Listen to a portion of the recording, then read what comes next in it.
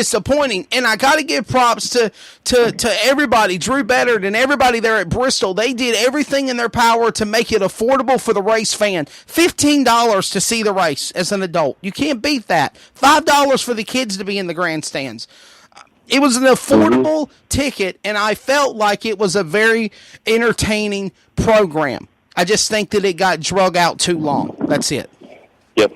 Yeah, and, like I said, it's because it's so many cars, and at, one point you're like, man, it stinks that the show drug out so long. But the other point, if they only had 40 of those cars, people be complaining that nobody showed up. So, I mean, kind of have to just bite the bullet there and just accept the fact that we should be happy that we had that many cars at the racetrack at one time. Got a comment coming in. We're going to wrap things up with Stephen Assey here in just a moment. Bert the Ace Myers joins me here in just a second as well. All racing isn't what it was 20 years ago. Everyone needs to help each other out regardless of what class you like. We're not selling houses or food. Racing is a product for sale. We're selling a product no one needs.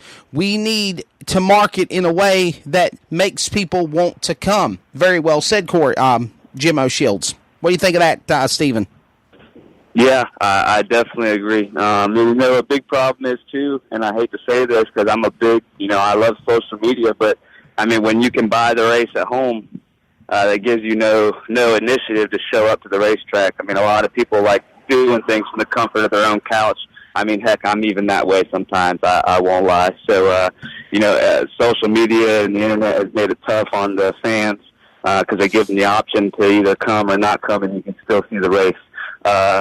So I don't know what a fix is going to have to be, but you're definitely right. I mean, we're not putting the product out that people want right now, and I'm trying to just do my own part by putting on good shows to where, hopefully that brings some of the fans back in. Because, I mean, that's just what they miss. There ain't no good hard racing in NASCAR no more. And sometimes you'll go to the local short track and you won't even get it there, Because, I mean, there'll be a night where, just for instance, where Bo Pollard is so good that he checks out, half a track. Or, heck, I've had it there. Casey's had it, any of us. Nobody wants to see that. So we need to tighten up the racing a little bit, make it to where, the average guy can come in and compete. Because right now it's just so far out of control. You get just your average guy that would come in, Saturday night racer, to try to come in and run a big race with us. It makes it tough on them, and we're not the only good drivers out there, and I know that. I don't think that I'm the only good super late model driver out there. There's a lot that don't have the opportunity, that don't have the money, the funds. So, yeah, I mean, we just need to figure out as a community what we can do to really make racing. We need to Donald Trump in racing, make racing great again, because it's bad. Absolutely. Stephen, where do you see your career going in the next 5 years, buddy? Where do you want to move up to? Are you happy with super late model racing? A lot of people ask me that. My dreams as I was a little kid was to race NASCAR, and I'd be lying if I said that wouldn't be cool. Who wouldn't want to wake up in the morning and instead of going and working a regular job, be a race car driver?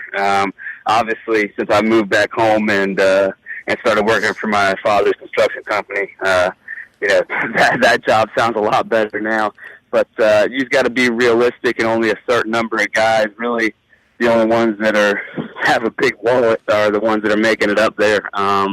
Construction's going to be my life. It's unfortunate, but that's going to be it. So racing, where I'm doing it now is probably all you're going to see, unless somebody comes up and wants to give me a shot, which that ain't happening these days anymore. So I enjoy what I do.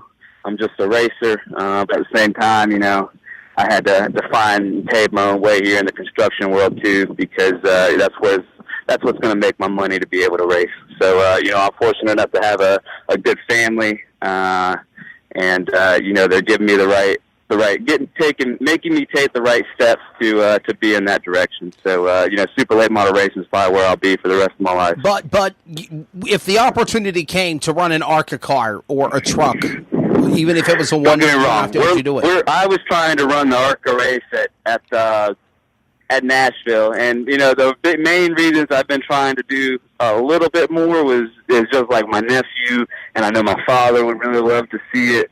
My dad's been a huge NASCAR fan his whole life. My nephew is the biggest NASCAR. I mean, for how young he is, being 6 years old, can tell you every single car in the field in NASCAR, tell you, every single super late model. That's I mean, that'd be the only reason I would go and try to move up, because I know how much he would love to see it. If the opportunity came, you better believe I would take it, because working out in the sun ain't for me. But at the same point, I'm not going off and writing no big check to try to do it. Yeah, I don't blame you, because, me and you can kind of relate, Stephen. My dad wanted me to be a carpenter and work in construction and carry the legacy that he did, and it just wasn't for me. I knew that I wanted to do something different with my life. Fell 3 stories off a building, got scratches and scars all over my chest and my left bicep arm, and said, Dad, this just ain't for me no more. I don't want to do it. And, again, I embarked in the career that I have today. It wasn't a cakewalk. It wasn't easy. It was not, I went through struggles. I've gone through trials and tribulations in my life. I've gone through hell in my own way, but it's something that you love. And if you love it and you really want it, and I'm one of those people, Stephen, to believe that if you really want something hard enough and bad enough and you work for it, you strive for it, it's going to come to you. It might not take, it might take a couple of years. It might take 10 years, but if you really want that goal, it can happen. So don't lose sight of that. Don't lose sight of that, my friend. Definitely. For sure. I mean, the biggest, hope, that for young racers, a guy like Ross Chastain, I grew up racing with Ross. Me and him come from the same home local track. We raced side by side every single weekend. He was one of my biggest rivals at one point when we were 11, 12 years old. And then look at him now. He bit the bullet. He went and suffered, probably ran dead last for 3-4 years. And now look at him, gets one shot, and he's winning races in NASCAR. And that's really cool to me. But on the other side, I was a little bit too impatient for that. I just wanted to go out there, win. If I wasn't contestant for a win, it wasn't fun to me. And that mindset probably bit me in the butt a little bit. But, hey, life's what you make it, and that's what I'm doing. I would assume that besides winning Bristol, winning the most prestigious short track event in the country, the Snowball Derby, right in your homeland of Florida, that's the big one you want, the pinnacle. Oh, yeah. There's a couple. There's that one, and there's the Governor's Cup. New Smyrna was a startup track for me in my late model career. So I want to win the Governor's Cup in November. It'd be cool if I could do that this year and go right on and win the Derby, win them both. Because, I know you've been watching the last few Derbies, and I had a car that could have won a couple of them. So. Yes, sir. Definitely. Well, buddy, thank you so much for joining us on Finish Line. Continued success. Congratulations on your big win at the last Great Coliseum, Bristol, in the third annual Short Track U.S. Nationals. But before I let you go, thank out your sponsors on that number 51 entry. Obviously, Jet Motorsports is the biggest contributor to help me win these races, and then All American Concrete, my family business, Spieler and Associates. Without those group of guys right there, there's no way I'd be where I'm at. So, hopefully we can click off a few more wins this season and make it really sweet. Hey, got one more question for you. The nickname Nasty Nasty, where did it come from, and why do you think that asphalt drivers do not have nicknames in asphalt like people do in dirt?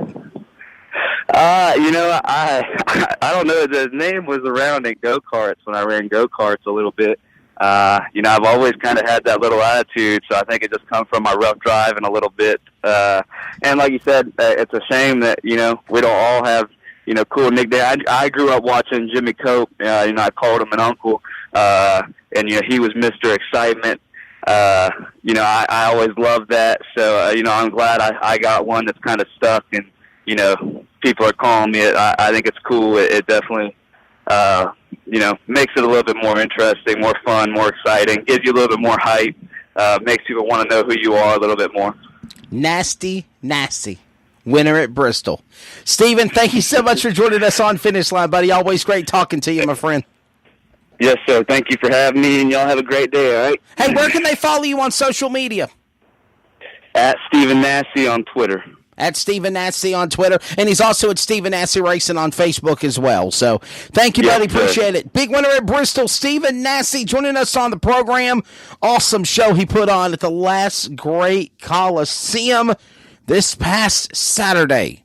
Bristol, the third running of the Short Track U.S. Nationals. This is Finish Line. Quick radio timeout. When we come back, we will chat it up with Bert the Ace Myers, who is from Walnut Cove, North Carolina, races at Bowman Gray Stadium. Now, this morning, on a flight from Connecticut, from Raleigh to Connecticut. And of course, he's flying to Connecticut for a big modified race there. So, I believe it was, Seekonk Speedway, I believe is where he's heading to, or Thompson, Connecticut's where he's heading to. So, we will chat up with Bert, the Ace Myers, driver of the number 1 modified, here in just a moment after a radio timeout. All About Wraps strives to offer our clients with fast, affordable service with race wraps starting at only $500. From go-karts to national touring teams and everything in between. Late models, modifieds, sprint cars, midgets, asphalt cars, and we'll even decal your helmets. Wraps, design services, and promotions. Everything we offer at All About Wraps. Contact us today to see what we can do for your team. Give us a call, 410-903-3302. Email us at allaboutraps@hotmail.com and visit us on Facebook at All About Wraps. CrateInsider.com is your one source for crate racing tech and more. Whether you currently race with a crate engine or you are thinking about getting into the sport, our website has what you need. CrateInsider.com has tech videos, interviews with experts, and the best products in the industry. Dyno tested and proven, so we know they're the best products for crate engines. Visit CrateInsider.com today to get on the fast track to victory lane. This is Finish Line. The Speed 51 Video Network live races, highlights, interviews, features, and more. You want it, the Speed 51 Video Network has it. You gotta be kidding me! There's total chaos! What a wild finish! Oh my goodness! Become a member of the Speed 51 Video Network today at speed51.com. Yeah! Time to get this cranked up on Short Track America. Dirt or pavement, from east to west. Short Track America features some of the biggest grassroots races around the country. Super late models to street stock racing. If it's on a half mile or smaller track, it's on Short Track America. On MAV TV, Motorsports Network. This is Kate Dillon from CrateInsider.com and host of the Racing Insiders podcast. You are listening to my awesome friend Wesley Spider Monkey Outland. Now back to Finish Line.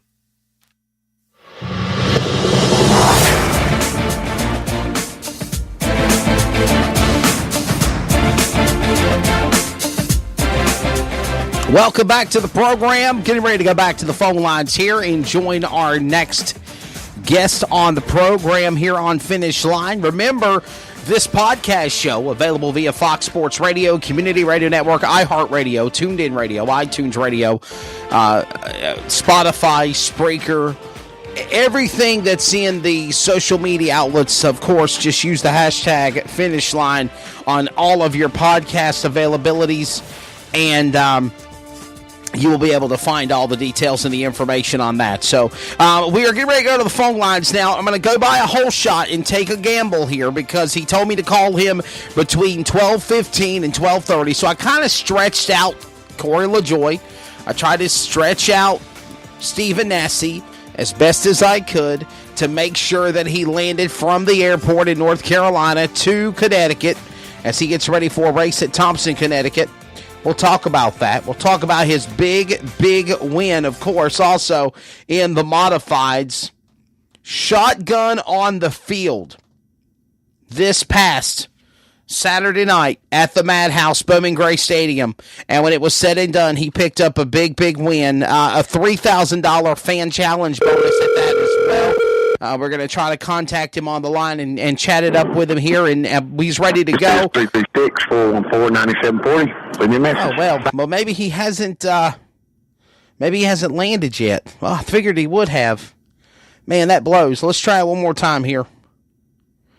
The way that it's going to voicemail real quickly, it's making me think he's still in the air, still on an airplane. Believe me, go figure. I have to fly this Sunday, so I know about that. We'll try it one one more time here. See if It says 336. Yeah, that's man. That sucks. Okay then. Well.